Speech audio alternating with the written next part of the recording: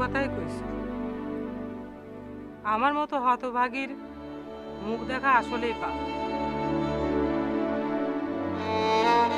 তোর মেয়ের দুঃখে দুঃখিত হয়ে তুই যে আমাকে জুইতে মারবে চাচ্ছু, তোকে আমি আবারও কই, আমার আব্বাও কিন্তু আমাকে এইরকমই ভালোবাসে।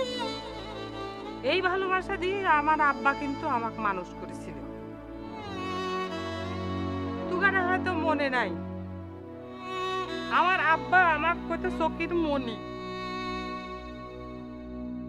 আমাকে বেশি ভালোবাসতো, সেজন্যই তোরা 3 ভাই হিংসে করত।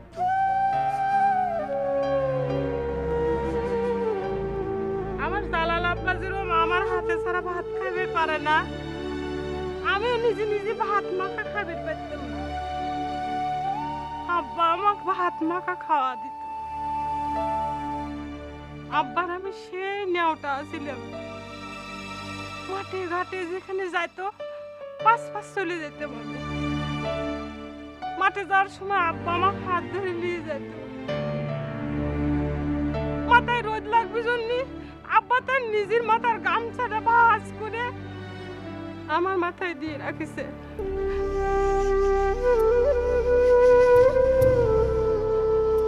তোমার হয়তো মনে নাই, আমি এখনো মধ্যরাতে সেই ভাঁজ করা গামছাটা মাথায় দিয়ে বসে থাকি। আমার শান্তি লাগে ভাই, আমার মনে হয় আমার আব্বা আমার মাথার উপরে হাতটা দিয়ে বসে রয়েছে।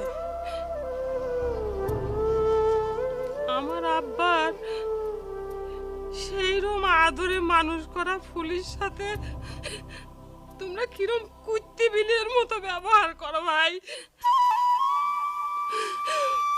একবার চিন্তা করে দেখেছ,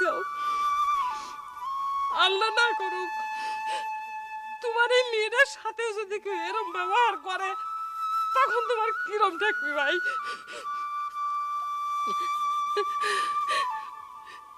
আমার আব্বা উপরে বসে দেখে দেখে তার এরম ফুলির কষ্ট দেখতেছে, আমি জানি সে মেলা কষ্ট পাচ্ছে।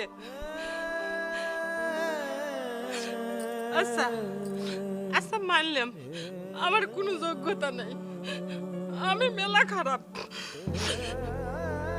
তারপরে উপরালার কাছে 2 হাত তুলে কই আমার মতো কোনো হতভাগী যেন এই দুনিয়ার বুকে জন্ম না হয়, আর তুগার মতো ভাইও যেন কারো না হয়।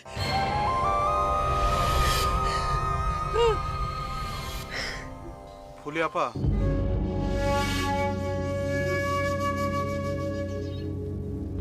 আপনার মতো আমারও একটা বোন ছিল, বেঁচে থাকতে বুঝি নাই, মরে যাওয়ার পরে বুঝেছি বোনের মায়া কি জিনিস।